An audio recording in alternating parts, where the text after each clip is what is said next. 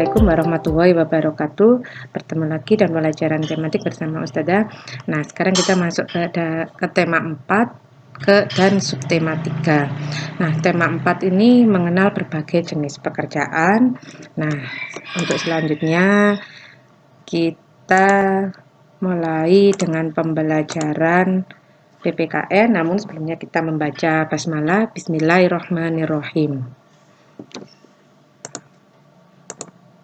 Nah, di subtema 3 ini kita mempelajari sila ketiga dari Pancasila yang berlambangkan pohon beringin. Kalau di subtema 1 kemarin kita mempelajari Pancasila dan kelima silanya. Sedangkan di subtema 2 kita mempelajari sila kedua Pancasila dan juga contoh sikap dan perilakunya yang mencerminkan perwujudan dari sila kedua dalam kehidupan sehari-hari. Sedangkan yang sekarang subtema 3 ini kita belajar tentang contoh sikap dan perilaku kehidupan sehari-hari yang sesuai dengan sila ketiga. Nah, ini sila ketiga dari Pancasila yang berlambangkan pohon beringin. Lambang ini bermakna bahwa semua rakyat Indonesia bisa berteduh di bawah naungan negara Indonesia. Pohon beringin juga memiliki sulur dan akar yang menjalar kemana-mana, namun tetap berasal dari satu pohon yang sama. Contoh sikap dan perilaku dalam kehidupan sehari-hari yang sesuai dengan sila ketiga. Yang pertama, bangga dan cinta terhadap tanah air dan bangsa. Yang kedua, rela berkorban demi kepentingan bangsa dan negara. Yang ketiga, mengembangkan sikap saling menghargai. Yang keempat, membina hubungan baik dengan semua unsur bangsa. Yang kelima, memajukan pergaulan demi persatuan bangsa. Yang keenam, menjunjung tinggi persatuan dan kesatuan Indonesia. Ketujuh, mengutamakan kepentingan bangsa di atas kepentingan pribadi atau golongan. Nah, untuk sila ketiga Pancasila ini bagaimana bunyinya? Bunyinya adalah Persatuan Indonesia. Nah, dengan lambang pohon beringin ya. Selanjutnya, nih, dari sikap-sikap yang menunjukkan salah satu makna dari sila ketiga adalah gotong royong. Salah satu penerapan sikap ini dapat kalian baca pada bacaan yang berjudul Nelayan dan Sikap Gotong Royong. Nah, sebelum mengerjakan tugas, kalian harus membaca dulu bacaan ini ya, bacaan di halaman 142 yang berjudul Nelayan dan Sikap Gotong Royong. Materi selanjutnya adalah pelajaran bahasa Indonesia. Nah, ini pesan moral dari bacaan. Kalau yang sebelumnya di subtema 2 itu tentang menilai cerita secara utuh. Kalau sekarang ini pesan moral dari sebuah bacaan. Pesan moralnya, pesan moral sebuah bacaan itu pelajaran moral atau pesan yang didapat dari suatu kejadian, pengalaman seseorang, atau dari sebuah film yang dapat memberikan pelajaran hidup bagi penonton dan bagi orang lain. Pesan moral ini disebut juga amanat dari sebuah cerita dan bisa juga disebut dengan nilai moral dalam sebuah cerita. Nilai moral ini termasuk nilai baik dan buruk yang dapat diambil setelah selesai membaca sebuah cerita. Ciri-ciri pesan moral itu sendiri antara lain, satu, memiliki pesan atau maksud untuk melakukan hal yang baik dan benar dari sebuah cerita tersebut. Kedua, mengajarkan hal yang baik untuk dicontoh dan dapat diteladani. Yang ketiga, amanat yang mengajarkan seseorang untuk menjadi lebih baik dari yang sebelumnya. Nah, di sini ada cerita pendek, ya bisa kalian baca di halaman 162 sampai halaman 163. Nih, baca bersama-sama ya, dibuka ya. Iis anak yang pandai dan rajin bekerja. Iis seorang anak yang pandai dan rajin serta suka bekerja. Sehari-harinya selepas sekolah langsung pulang ke rumah dan berganti baju lalu menuju tetangga yang menjual es teh manis. Ia membantu menjual es teh manis keliling kampung bersama teman-temannya. Tidak itu saja, Iis juga membantu menunggui tuku kelontong milik saudaranya. Ketika ia melayani pelanggan tuku, ia sangat senang dan bermimpi memiliki tuku kelontong sendiri. Dari situlah ia mulai belajar berniaga dari saudaranya tersebut. Ia belajar bagaimana mengelola uang yang ada di toko tersebut.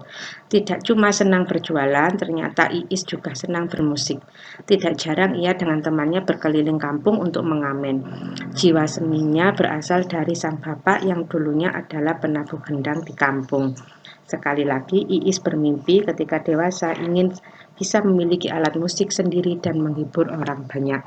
Tidak saja berjualan es teh manis pada hari libur, ia juga menjajakan koran dari pagi.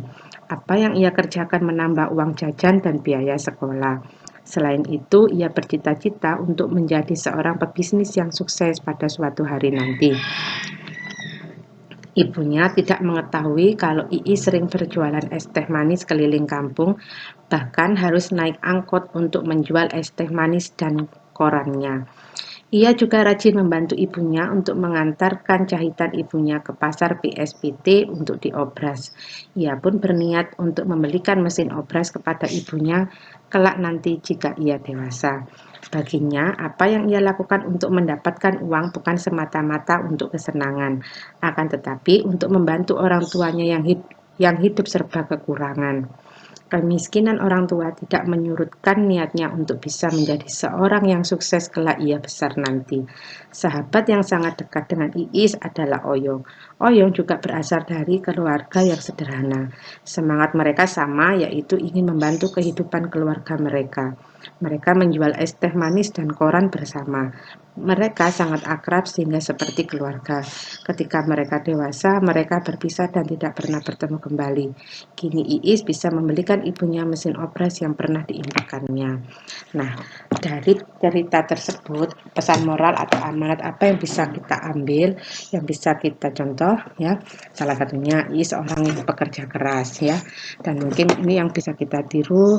Nah, kita bisa ambil hikmahnya ya, kita tidak menjadi anak yang malas. Nah, untuk selanjutnya itu kalian bisa mengambil sisi pesan moralnya ya.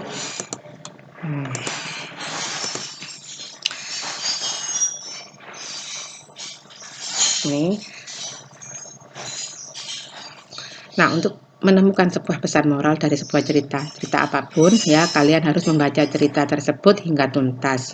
Nah, untuk tugasnya kalian baca bacaan tadi di halaman 162 sampai 163. Setelah kalian baca, nah kalian kerjakan di halaman 163 itu ada 3 pertanyaan.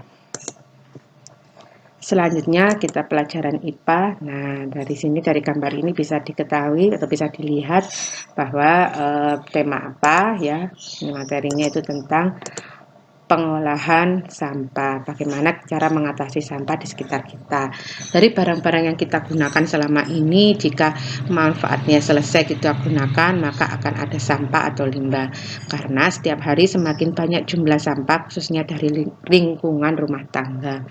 Nah, cara-cara mengatasi sampah tidak hanya membersihkan atau mengumpulkan di tempat pembuangan sampah, tapi satu, bisa mengurangi pemakaian atau reduce. Nah, ini kalau mengurangi pemakaian,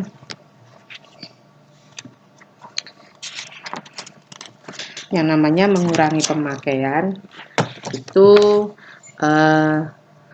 sebisa mungkin ya kita mengurangi penggunaan kemasan barang. Makin banyak kita menggunakan kemasan barang, makin banyak sampah yang kita hasilkan. Nah, untuk mengurangi ini kita bisa misalnya kalau ke toko ada yang membawa kresek sendiri itu ya. Kemudian yang kedua, reuse atau memakai kembali.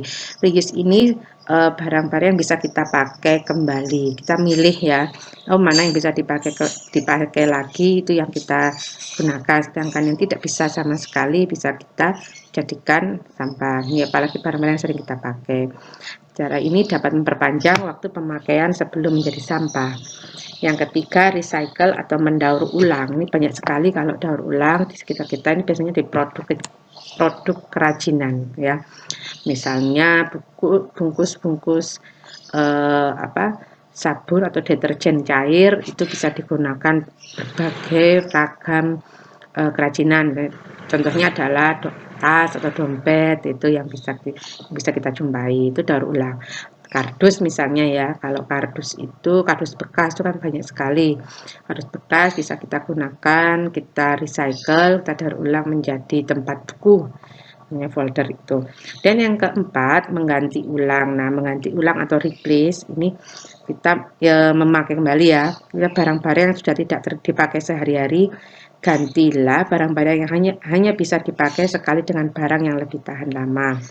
Nah, misalnya replace ini contohnya kalau kalian membawa air minum sendiri.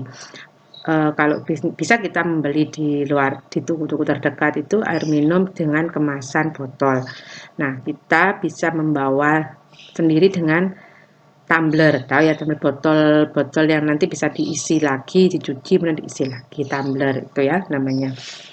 Nah, ini selanjutnya ini contohnya. Kalau recycle, kardus-kardus bekas bisa digunakan meskipun ini bentuknya seperti ini, meskipun ini tidak sama ya bentuknya. Nah, tugasnya untuk IPA ini kalian membuat peta pikiran pengolahan sampah pada halaman 150 itu dilakukan. Kalau halaman 150 mengolah sampah itu ada tadi sudah saya jelaskan ya, dilakukan dengan cara apa saja. Selanjutnya untuk IPS, nah ini jenis kegiatan ekonomi. Yang pertama ada 3. Yang pertama itu seperti pada gambar ini ya, kegiatan produksi. Pertama, produksi adalah kegiatan menghasilkan barang. Nah, orang atau orang yang menghasilkan barang, atau di situ ada sekumpulan atau sekelompok orang yang menghasilkan barang disebut dengan produsen. Kalau kegiatannya sendiri disebut produksi ya. Nih, yang kedua kegiatan distribusi. Distribusi adalah menyalurkan barang dari produsen ke konsumen. Siapa saja nih yang disebut dengan distribusi ini, distribusi. Kalau orangnya atau sekelompok atau sekumpulan orang disebut distributor. Nah, ini seperti kegiatan di pasar, di supermarket, di swalayan atau minimarket, itu namanya kegiatan distribusi. Sedangkan misalnya pasarnya adalah distributor, ini orang-orangnya ya. Mereka ini adalah distributor. Yang ketiga, kegiatan konsumsi. Sedangkan konsumsi adalah kegiatan menggunakan atau memakai barang. Siapakah yang menggunakan atau memakai barang? Orang, ya ini yang pasti orang atau sekumpulan orang disebut konsumen. Tuh ya. Nah, sekarang tugas IPA-nya kalian menuliskan informasi pada halaman 135. Di halaman itu kalian bisa menjumpai ayo mengamati 134 135. Nah, itu ada 5 gambar. Nah, mulai ya ada gambar kayu, mulai dari kayu yang dipotong kemudian diangkut, diolah menjadi kayu lapis, kemudian diolah lagi menjadi produksi untuk rumah tangga, yaitu kursi. Nah, itu ada tokonya. Nah, kalian jenis barang apa itu yang dari kelima gambar itu apa yang bisa diperjualbelikan, pekerjaan, dan hasil dari setiap pekerjaan itu bisa kalian tuliskan informasi apa yang kalian peroleh dari kelima gambar tersebut. Untuk selanjutnya ini SPDP. Nah, ini pada subtema 1 dan subtema 2 kalian sudah belajar menggambar 3 dimensi. Kalau subtema 1 menggambar kubistik dan subtema 2 menggambar silindris. Kalau menggambar kubistik semuanya ini ya, kubistik maupun silindris itu bangun ruang, yang memiliki ruang, dan kalau kubistik memiliki sudut. Contoh yang paling mudah itu almari, kursi, meja atau ruangan itu sendiri adalah kubistik. Sedangkan gambar silindris itu ruang juga, bangun ruang, akan tetapi tidak memiliki sudut. Ya, misalnya gelas, botol, atau piring atau mangkok itu ya. Semuanya yang berbentuk tabung, kembali mudah dia silindris itu. Nih, kemudian yang ketiga ini di subtema 3 ini menggambar bentuk benda bebas. Kita ambil contoh itu alat transportasi laut tradisional yaitu perahu layar karena lebih unik. Ini contoh-contohnya. Yang pertama membuat sketsa macam seperti ini, dan yang kedua melengkapinya dengan gambar layar. Kalau ini kan gambar perahu di langkah pertama, dan gambar layar. Yang ketiga kalian mewarnai sesuai dengan selera kalian ya, tidak harus sama. Nah, kemudian terakhir kalian tugasnya menggambar dari halaman 144. Nah, semua tugas nanti dikerjakan di buku PS. Nah, untuk SPDP kalian kerjakan di kertas HVS atau kertas gambar yang kalian punya, yang mana terserah. Dan tugas diserahkan itu ini paling akhir 1 pekan setelahnya, di minggu depannya ya. Demikian uraian dari Ustazah untuk mengakhiri pembelajaran kali ini. Mari kita ucapkan hamdalah alhamdulillahirabbil alamin. Nah, sampai bertemu di pembelajaran selanjutnya. Selamat mengerjakan, selamat untuk menjadi sukses. Terima kasih. Wassalamualaikum warahmatullahi wabarakatuh.